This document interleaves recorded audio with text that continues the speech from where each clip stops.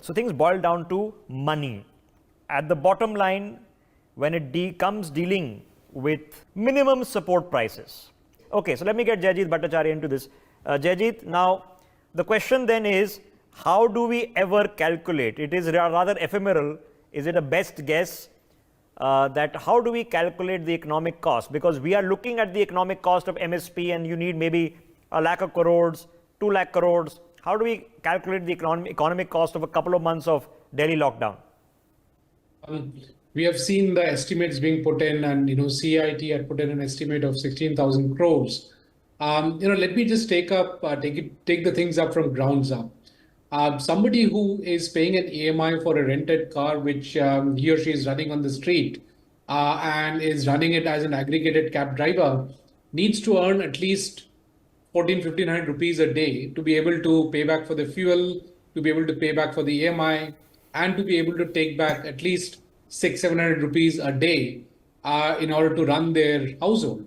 Now, if you have a protest like this person is not going to be able to run their car and therefore will not be able to earn, and therefore will actually have to at some point in time forfeit the car and therefore lose the asset, which is the only means of livelihood for this person.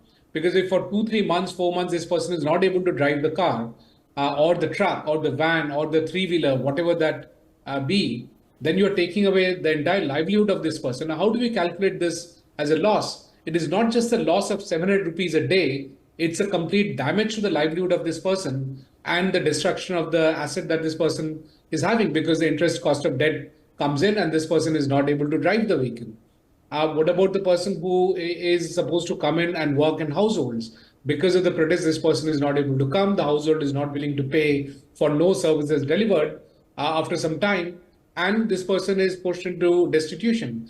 And especially if you look at the time that we are going through, where post-COVID there has been a significant price rise, just like everywhere else in the world.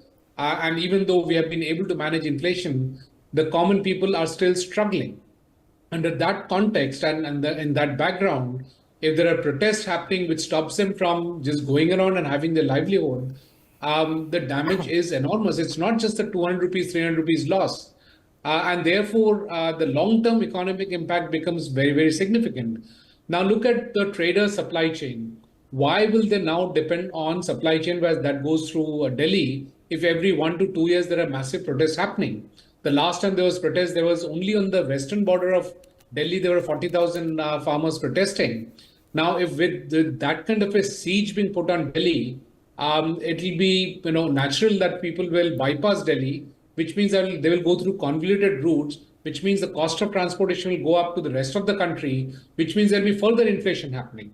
And besides the other issues that you mentioned, Rishabh, about pollution going up and so on and so forth, that is absolutely true. But just from a pure economic perspective and hard, cold numbers, I can escalate it, right? If there is a cost, Jaijit Bhattacharya, who pays if you and I and all of us have to bear the cost of opportunity lost, of business lost? Who bears the burden of that? Clearly, each one of us, from the middle class, from the poorest of the classes, all of us end up bearing. And just another thought, Rishabh, is that if it's mandatory for political parties to reveal where they're getting the funding from, I believe it is important that protesters should also reveal where they're getting the funding from, and that should be public information. And at the end of the day, it's the poorest in the society who gets the worst of the brunt. If people don't drive out for the short visits, they won't go to the dhaba on the highway, and that person stops having their income. And that is clearly not unfair. You can't be stepping on somebody else's livelihood to talk about how one should earn more in your own livelihood.